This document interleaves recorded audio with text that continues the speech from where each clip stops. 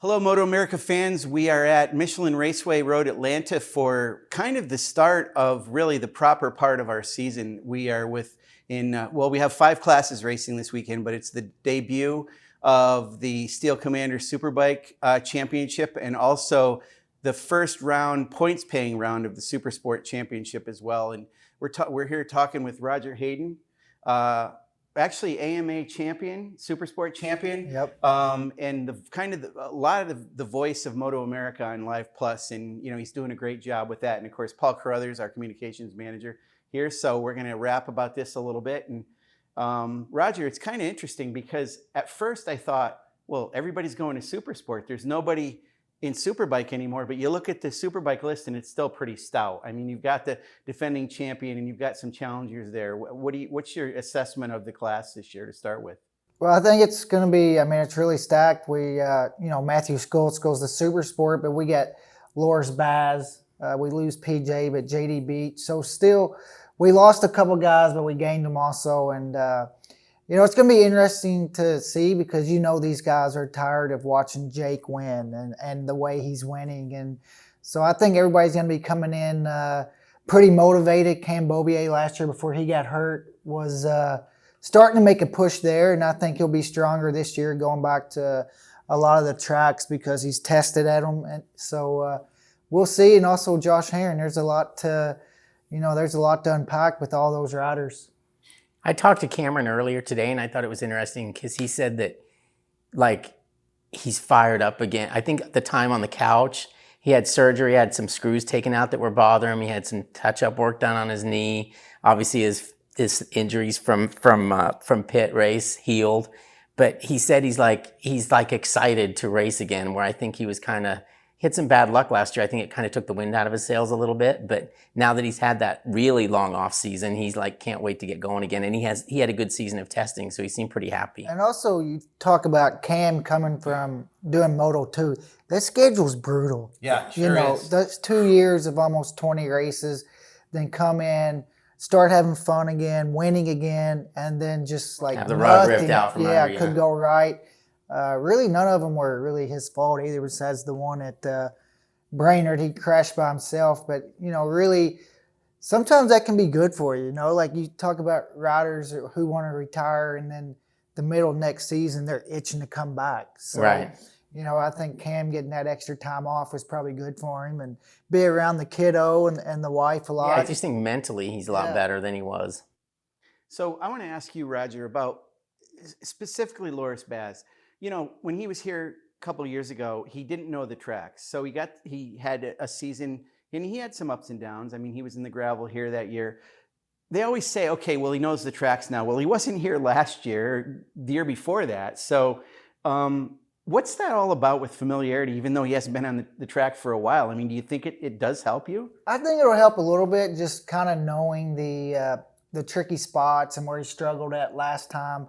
The bikes are going to be completely different than a couple years ago when he rode them, but I think kind of gives him a little bit of a starting point going into the first round, and where you're not starting from scratch. For example, here at Road Atlanta, the kink on the back straightaway, I mean, it takes a long time to be able to hold that thing wide open and be comfortable through there, and him being able to have went through that before, I think after a couple laps he'll get right into it. But it's not easy, even though you haven't been here for a couple years. The track changes each year, and bikes are different when you come back, and tires. So it won't be like going to it the following year, but I think it'll definitely help. Plus, I think just coming back to a place you've been to, as far as the hotels and the restaurant, and just knowing the general area, so everything's not foreign, and at least knowing which way you go. You might have to, it's going to take a little while to just figure it out totally again, but you start off not from scratch. Right.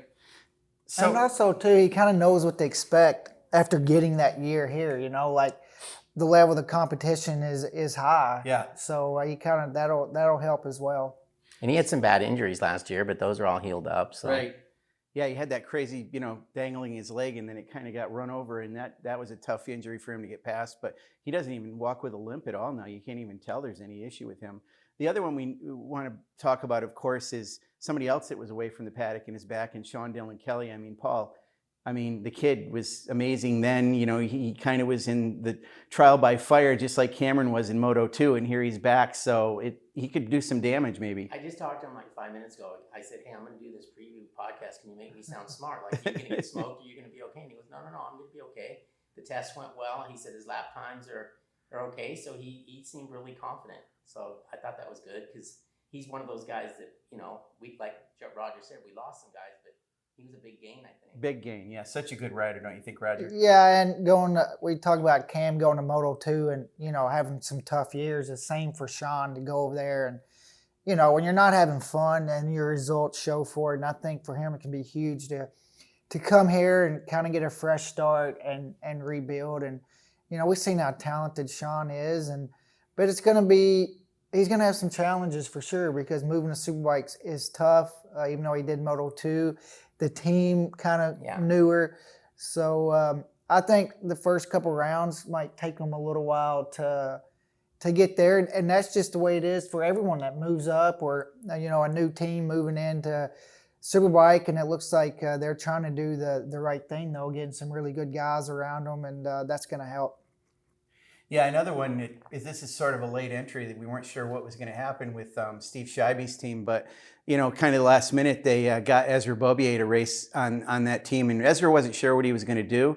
But the interesting thing is, last year with Stock 1000, I mean, the guy was like, he won those races. Well, he was this close to winning the championship, and he got sick at the last round. Yeah, and he was on a BMW. Admittedly, it was an M1000RR, and, you know, they're still using Steve's bike. I mean, what can you say? It's been around for a long time. Steve, I think we need to have a car wash and like raise some money and help him buy a new one eventually. Ezra tested it at Little Tally last week, and he really loved it, and he's pretty excited about being in the Superbike class. I mean, this is his rookie season for that. And Roger, I mean, no better person to ask than you. He and his brother are both racing in the same class. You've done that before. What does that help at all? I think it can help by just being able to go and ask Cam questions, you know, where he's struggling at or what he does different in one corner. And, you know, when he goes out on the track and he looks back and he sees his little brother behind him, he's going to let him follow him. So that could help. But I think it can help. But also, man, I know what he goes through. His brother's being so successful and the pressure that he has, and his brother was winning races all these years and he kind of struggled. And it was so cool last year to see him make that huge step. I think he caught us all by surprise when he came in here at Road Atlanta last year and was so fast. And hopefully he can carry that momentum over to this year, even though the year didn't end the way he would have liked. Another one at Superbike class is going to be hard, but, you know, riding Stock 1000 will help a little bit. But being able to have your brother and, you know, go over there and asking questions about lines or whatever, or you using this curb, and I think that can help for sure. Yeah, it's amazing. I mean, with you and Tommy, when you raced together, you guys were on the same team at one point, right? We were teammates, yes. Yeah. And did you guys talk a lot back and forth about, I mean, you're also, body sizes similar. Cameron and Ezra are nowhere near the same guy. That makes it a little tough, I guess, but. Yeah, we talked a lot, but, you know, especially when I first got there, because I wasn't a threat to win at that time. So, you know, as I got better and I got faster and I got closer. He quit talking to you? I quit asking so many questions, because I knew, like, you know, he's not going to want to, you know, keep answering all these questions. But every question I ever had, he still helped and didn't just shut me off completely. But yeah, whenever I first got there, he answered all the questions, and even at the end too, still anything that I wanted, I could always go there. But I also wanted to kind of start carving my own path. Do your own deal, yeah. No, that makes sense. You know, we think about some of these other guys. I mean, another one is Benjamin Smith. You know, he's been fast in other classes. He's done some things in Supersport last year. He had a quasi thing going in Superbike. He's all in on Superbike this year. With Flow for Law. He's got a teammate in Bobby Davies, who obviously Benjamin's the lead rider in that class. I mean, you take some of these other guys, everybody is in it to win it for sure. And he's still young and learning. So can you tell us anything about Benjamin Smith? Yeah, and I think he showed a lot of speed in Supersport. You know, was a podium guy and was really kind of making huge strides, and then, you know, kind of tapered off a little bit. And then when he went to stock 1000, him started with one team, and then, things kind of happened. And I think last year he started showing some consistency again. And, it's really hard when you move up to the 1000, because it is so different. There's no way, you can tell someone how much harder a 1000 is to ride, but until you're out there, there's only one way to really experience that, and is get seat time. And I think that's what he needs most, is just continue to get seat time on the bigger bike. Paul, one of the things I'm going to ask you this, even though Roger would be have intimate knowledge of this, is well, you do too. JD, last year, the progression, it was amazing what he did, and he ended up winning that race at last. And we know how good a rider he is, and he acclimated back to road racing pretty quickly, and now he's had an off season. So, on a great bike with Cameron Beaubier as his teammate, and that's, he could do some things too. Yeah, I think with him, he just wanted it so bad. Yeah. And a lot of times it's almost like they want it too bad and they can't fulfill it. But right. he wanted it just enough, and he had those good results at the end of the year, and he earned himself this Superbike ride, and he's pumped about it. I saw him today, and he's like, oh, I get to stay clean all weekend, because the dirt track thing's a different gig. Yeah. And he does love it, and he's obviously really good at it. Yep. But I think this is what, at this time of his career, this is exactly what he needed, and he, like I said, he went out and got it. Yeah. And for him too, I couldn't imagine how hard it is to jump on a Superbike after mid-season. Yeah. You're not ever sitting on the bike. I know how tough Superbike is whenever, as a factory rider, all off-season testing, and then, not doing it full-time and show up the last 3 races. That's a tough hill to climb, and, I can't imagine trying to do that. And what he did just kind of got better and better. And I think those last 3 races, even though it's a different brand of bike, so it's going to take a little bit of time, I think that'll help him, be able to start and know what the tires are going to be like toward the end of the race. JD's always in really good shape. I would say probably one of the fittest, if not the fittest guys out there, but also being able to know where you got tired at, if you did, what was sore. So this off season, you can really do those mentally things and prepare and come back. And he struggled a little bit a couple of times when he first got on the Superbike and got stronger. And I think now he kind of knows what those hurdles were when he got back on the Superbike. And I think those 3 races and the times he did the Superbike races is really going to help him adjust a lot quicker. And I think also it's like, when you come in late like that, sure, it's tough because you're coming in late, but it's also tough because the other guys have been there all year. Yeah. So at least you come in here, and there's a lot of guys. Everybody's starting fresh. There's obviously a Jake Gagne who knows exactly what he's doing. I don't know how much different his bike is or what he has to learn differently, but the rest of the field, they've made changes or whatever, and they come in all at the same time fresh. Whereas if you come in at the end, those guys have been racing all year, and it's even more of a disadvantage. Yeah. And then having the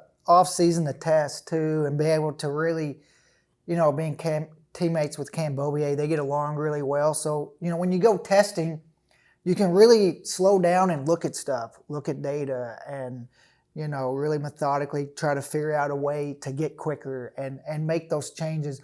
When you come here on a race weekend, you have 2 45-minute sessions. Right. You don't really have time to methodically look at data and maybe look at throttle traces. You can after each session, but you're kind of like, go, go, go. I got to get laps on a tire. And I think having that off-season testing will be huge for him. So we haven't even talked about the Yamaha guys yet. Well, yeah, I was going to mention Vision Wheel M4 X-Star Suzuki. So earlier today, I saw Richie Escalante. Did you see him, Paul?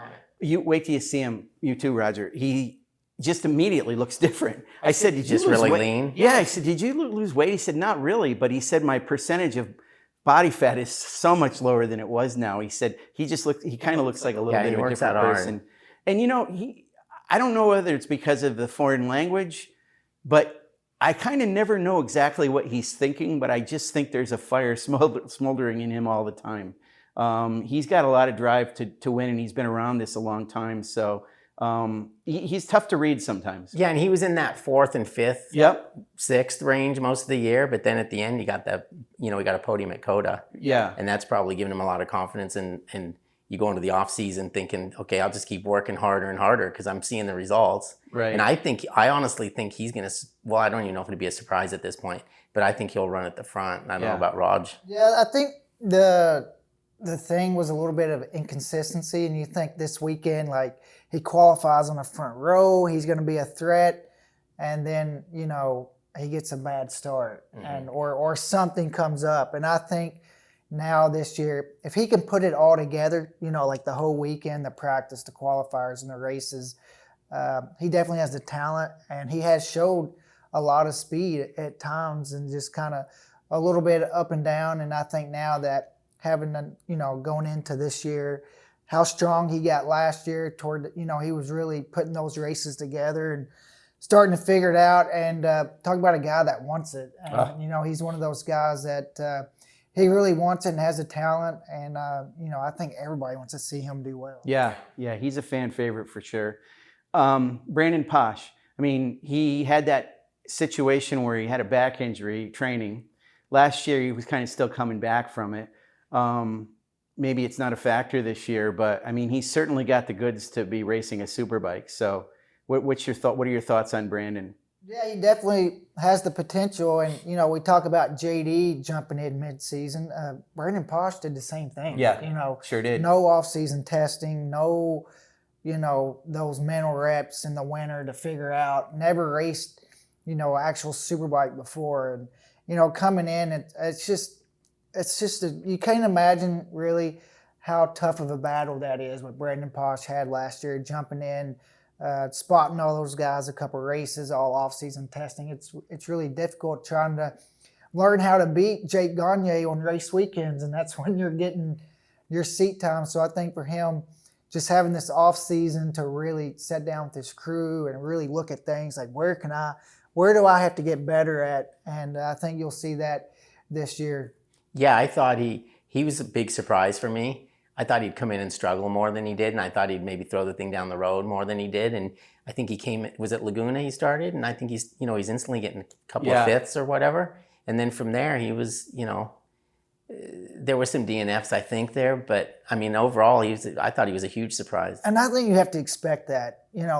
When you move into Superbike like that as a rookie, there's going to be everybody that goes to Superbike. You're going to have a couple throwaway races, and that's just part. Right. That's just a part of learning. It's funny with him because, like you said, he joined. He had to come in halfway, but he was also kind of trying out for that team a little bit. I mean, we weren't sure what to expect, and I mean, he probably knew his performance depended on him to be there this year, and he obviously proved that he should be on that team with Richie. So. All right, this is somebody I got to talk to. I guess we'll start with Paul. And Paul, I want to ask you about Cam Peterson. I mean, he had that terrible situation last year. You and I talked about this. I don't know whether he actually did break a bone in his hand in a motocross accident.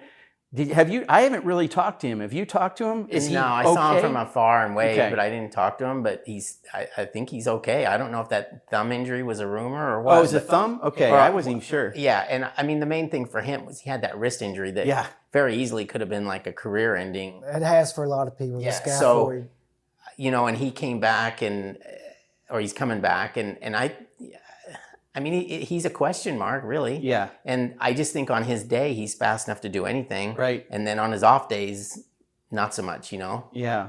And it's a big year for Cam.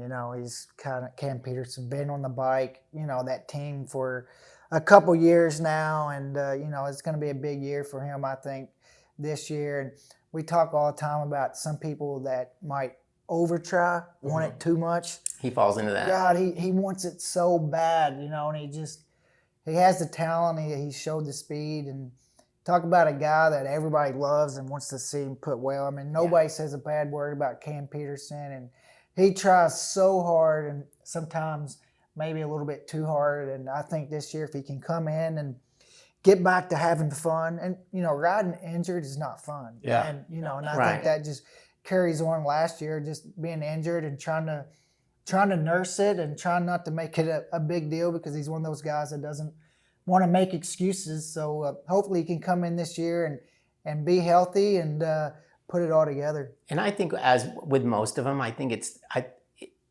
in the big scheme of things, it doesn't seem like it's that important. But I just think I think how you get started in the first race of the year it can set your mind a little bit. Obviously, if you do well, you can be really confident. And if you don't do so well, you feel like you're already fighting yourself way out of a hole. Right. That sometimes gets bigger because you're fighting. But yeah, I think it's going to be fun to watch him. And like you said, I think he deserves it. I mean, this is a guy that, 2 or 3 years ago was sleeping on other riders' floors and Seemed stuff. like it was over. And he's wanted it he wants it bad. So we'll see. Yeah.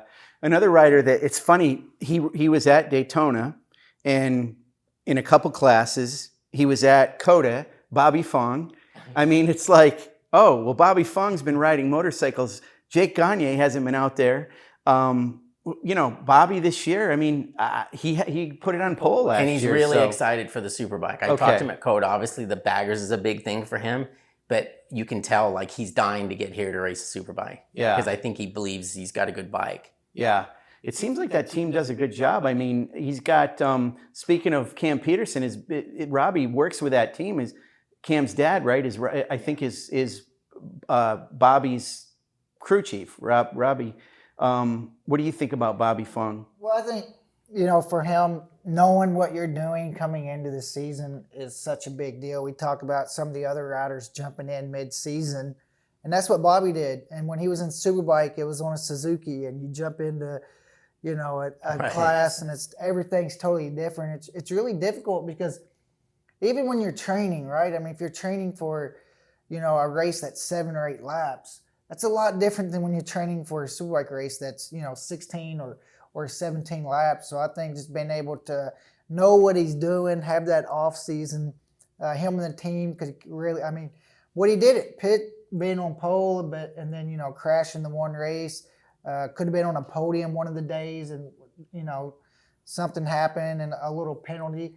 But I think just knowing what he's doing and the team having, those races together, he's definitely one of those guys that has the talent to do it. Well, we've seen him win Superbike races before. Right. It's funny, you think about Bobby and racing in other classes.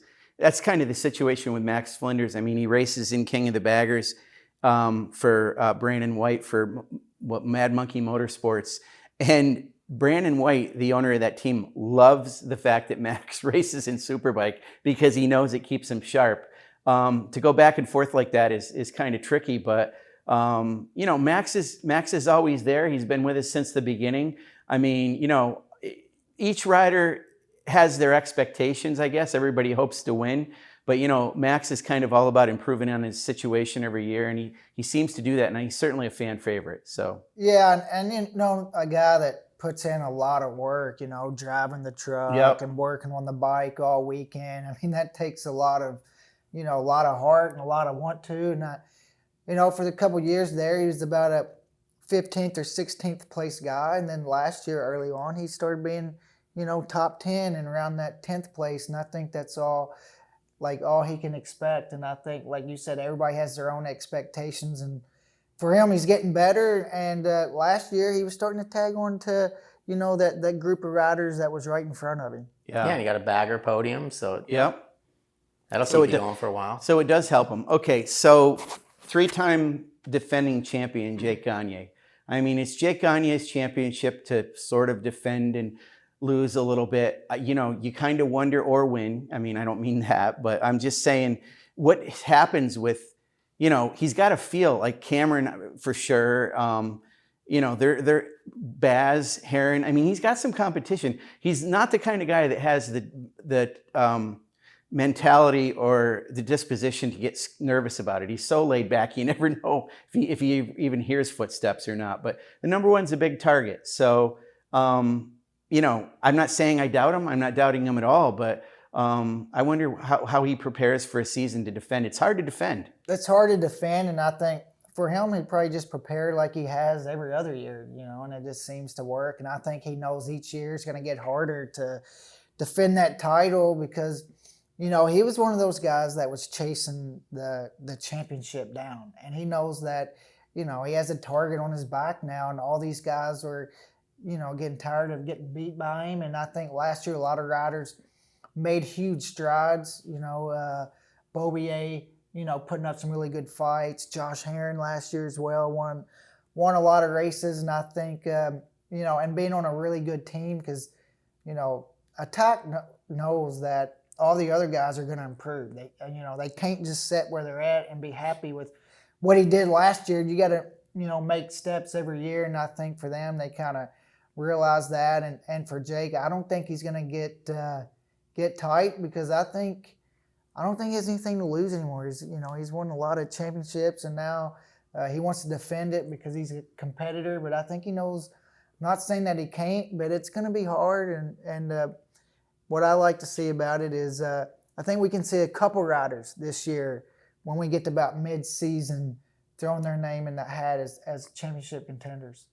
Yeah, I think like last year here showed me a lot right away. Yeah. Because in race 1, he gapped everybody like he's been doing for the last 3 years, and they never have caught him. And Cameron Bobier made a run at him, caught him, passed him, and actually barely, beat him, but barely beat him. So that showed me, A, that Jake could be beaten, and B, that Cameron was, what we thought he was going to be anyway. I mean, he was for real, and he started for real, and he kept that pressure on until he got hurt. But from talking to Jake, it's like he actually seems happier having that battle and being able to race, and he likes the racing part of it. And I think he enjoyed racing with Cameron and whoever else got up there more so than he did the years when he would just run away. And I think for Cam and Jake, I think they got a little bit of a rivalry down. I mean, they don't really say it, but you can tell they want to beat the other one pretty bad. They're both thinking of the other one more than they're thinking of the other guys. Yeah. Like he goes to sleep at night at a race thinking of Cameron, and Cameron probably does the same with Jake. Yeah. Raj, what's that like when, I remember distinctly last year thinking, oh, it's another one of those runaways with Jake. And then here comes Cameron. And it's like, I don't even know. It took a matter of laps, but he caught up. When you're pretty far behind the leader or somebody you're trying to pass, and what do you do? Just kind of get in your mindset, I can't do it in one lap, but if I just keep going quicker every lap, I'm going to catch up to the guy. And do you feel it happening? And your pit board tells you that too? I mean, how does that work? Well, honestly, all the riders, when somebody's in front of you, you're kind of spotting them. Like where are they at when I come out of turn 1? Can I see them at the top of the hill, or out of turn 7 getting on the back straightaway? You kind of know when you come out of there how far he was in front of you, and you kind of spot each other in a couple spots, and you start seeing that I'm getting closer, and and you got your pit board, and you see how many laps are left, and you can kind of figure out, am I catching him enough at this pace, or do I need to pick it up? And I think for Cam Bobier, with the experience he has, he knew that he was just chipping away, and was there right at the end. But if that guy's still, if you're giving 100% and he's still pulling away, and it's not your day. Right. And if you're the guy in front and you're giving 100% and you see that guy gaining, there's not much. Yeah. And Jake probably wasn't used to that. So for sure. I thought it was an interesting race, but. So Roger, there's something I got to ask you about. Roger just told us he's got a couple of pygmy goats. They're very young. So they're not only pygmy goats, but they're pygmy goats because they're baby pygmy goats. But the thing I remember, there was a rider a few years ago who was at your house, and he tried to ride one of your miniature horses. It was Josh Herron. And it was a long. What was was a long time ago. What was he doing? We were young. I mean, are those supposed to be ridden? No, they weren't. That was. I don't think he would today. That was a good time. Didn't he get bucked off the thing or whatever? I can't remember. It was too long ago, and some stories you just can't always tell. Well, let's not tell that story about Josh Herron, but let's kind of talk about him. I mean, he's married now. He's got a child. He's winning races. He's on a great team. He's got a great bunch of guys behind him. He's on arguably one of the best bikes out there. He knows the tracks. He's absolutely a veteran. You never know what you're going to get out of Josh Herron, though. He's not like Jake in that, he just is like Mr. Consistent all the time. Can he put together a championship season, and just, beat everybody? I think last year, Josh, that was the best season I've seen out of him.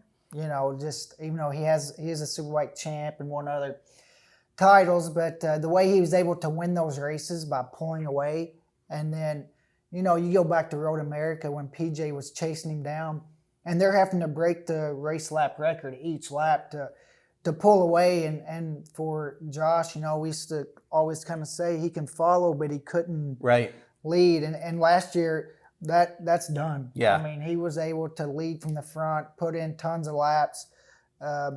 It used to be if he struggled on Friday, he you could tell the weekend was going to be maybe not great. It just seemed like he kept his head cool when things weren't right on Friday. It was just a huge, just like everything you work on sometimes finally comes together. And it's like everything really came together for Josh last year, and was so fast and consistent. And he goes into this year, kind of starting with the setup that he finished with the previous year.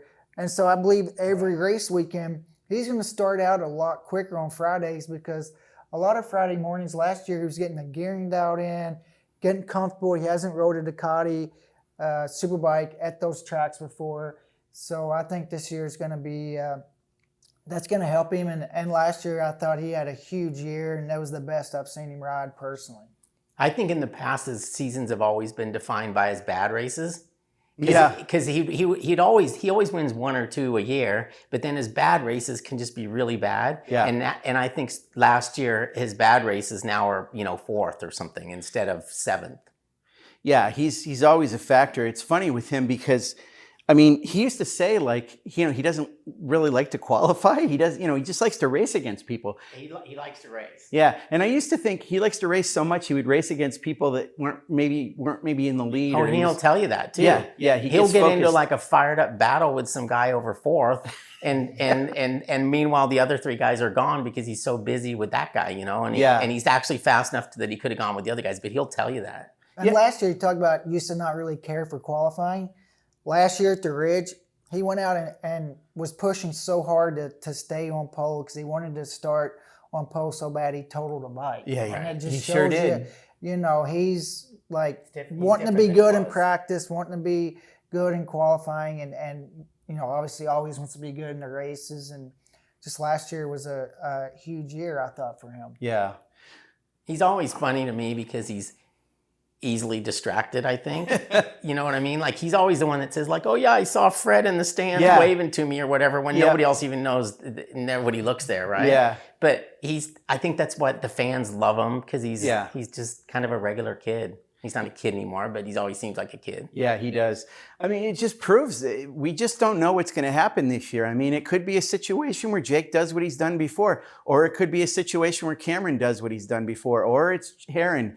There's so many riders that you think about, that could come up, the Team Hammer guys, the M4 guys. I mean, there's so much that's unknown, and we'll find out a little bit more about it this weekend. It's a long season though, and every track's different. The bikes have advantages at different tracks. So, I mean, there's just so many unknowns that I think that for sure this is going to be an awesome season, and it's our 10th season for MotoAmerica, which is pretty cool. And we're so glad to have Paul, our communications manager, continuing to do his magic, and our man Roger, Our Live Plus man. Yeah, who's now got a different person in the booth with him. How's that going? It's going good. It's a new position for Jamie, and she's figuring it out, and I think we're going to get better. She's used to being on pit lane, and now she's in the booth, and it's a lot different. And for her, because I did pit lane stuff before, and then go to the booth, and not only being in the booth, but kind of being the leader of the show. And so it's really different for her, and it's hard to explain how really hard it is unless you kind of I haven't been in her spot. But I know how hard it would be if they told me I was in that spot. Well, I was going to hard to ask call you a that. race. Would you ever want it, or could you do play-by-play? I'm sure you could, but it's different, isn't it? I don't know. It is. It's a lot different. I think that I kind of wish everybody would have to do it one time, and then they would complain a lot less. About Right. It would shut down Facebook. Yeah, because I used to complain a lot about like NFL commentators, and then when I got in a booth, I was like, this is not easy. And you talk all day. Especially I mean, I know Sean could do that, but there's no way I could sit in there and talk all day. Yeah, and I'm not a talker either. When I Right. tell my buddies what I do, they're like, "Don't you have to talk for that job?" It's funny. It's funny about Roger Hayden. He said 5 words his entire racing Right. career. Now he's zillions of words a day. Yeah. But you do a good job with it. It just came out, and it's just you live the whole thing. And I know you're a student of it because, like you said, you love NFL, but I know you watch those guys. And, see, I'm not a big Tony Romo fan, but you probably think, well, it's pretty hard what he's doing. But He does a good job. yeah, He knows, what they're going to do next, which always amazes me. Yeah. All right, well, let's wrap this up. And we let's will, hope so- this season's as good as we all think it is. Yeah. But I think we'll be off to a good start here this weekend. Yeah, we'll find out soon. So make sure you watch us this weekend from Michelin Raceway Road Atlanta. Thanks, guys.